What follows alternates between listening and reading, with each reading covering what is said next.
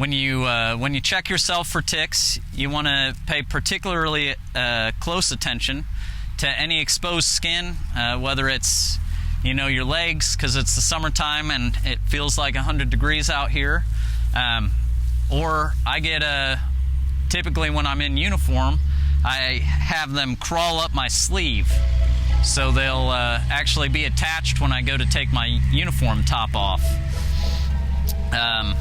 Other places, they'll get into your waistband. They will climb up your shorts and get into your groin area. You want to check the back of your knees. That's a big hot spot for ticks. Armpits, basically anywhere where there's like a lot of heat coming off. They like that nice, hot, humid areas of the body. They don't jump out of trees. They don't fly. They're usually found at knee level or lower, depending on how tall the grass is, because they do crawl all the way typically to the top of grass. And then when you brush up against them, they grab on for a ride. It's a female Lone Star tick. You can tell it because of that white lone star on its back. They are the ones that transmit the red meat allergy, and it doesn't take very long for these guys to be attached before they can transmit that allergy to you. It's held in their saliva, so it only takes 15 to 20 minutes, and it can pass this allergy on to you. Whereas like with Rocky Mountain spotted fever, ehrlichiosis, encephalitis, it typically takes 8 or more hours. Every single one of them wants to suck your blood. Unfortunately, unlike mosquitoes where only the females suck your blood, ticks have to do that in order to turn into their next stage in order to grow. So this obviously isn't a park or anywhere like families typically go to play or have a good afternoon. However, we do have several places in the local area that are very similar. They just might have some playground equipment, or if you're a big fisherman like me, down on the banks of Milford, trying to catch those crappie or blue cats. Typically, when you're done with those types of activities, you want to check yourself, check your kiddos, check your pets for ticks. One of the things that I do when I get home from those types of activities and outdoorsy stuff, I go straight to the dryer and I throw all of my clothes that I was just wearing outside into the dryer on high heat. What that'll do is it'll kill any ticks that are stuck on your clothing. It'll also give you a good chance to thoroughly check yourself for ticks.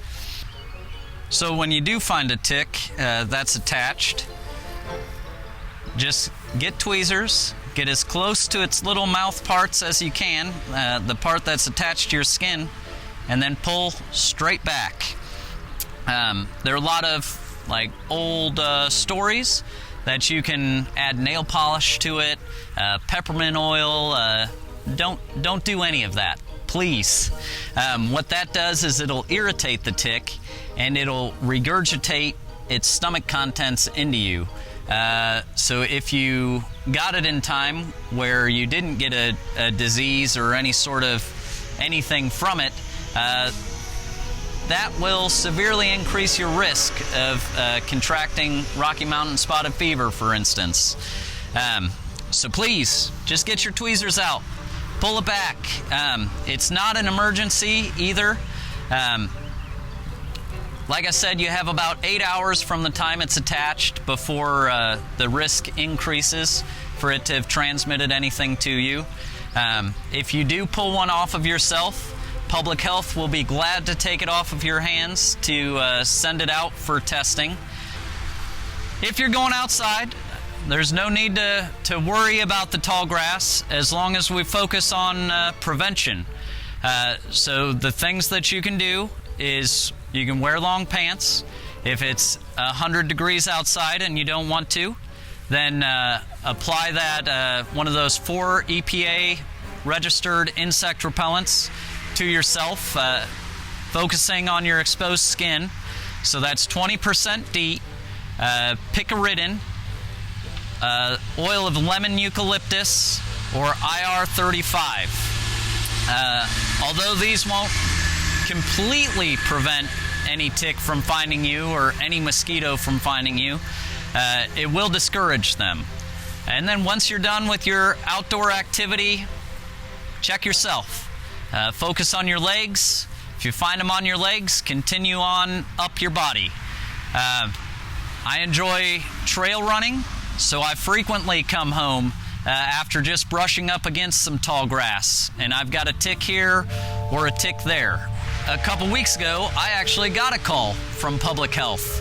One of the ticks that was on me that I sent in, out of probably the hundreds I've had on me this year, one of the hazards of the job, came back positive for rickettsia, which is the bacteria that causes Rocky Mountain spotted fever. Do I have Rocky Mountain spotted fever? No, because I removed it as soon as I found it. Once I came out of that tall grass, I checked all of those areas and removed the tick immediately. I put it in a plastic bag and brought it to work with me the next day, and we sent it off, got it tested, and it's a good thing that we did. So I kind of forgot to mention that I did have one on me that tested positive, so.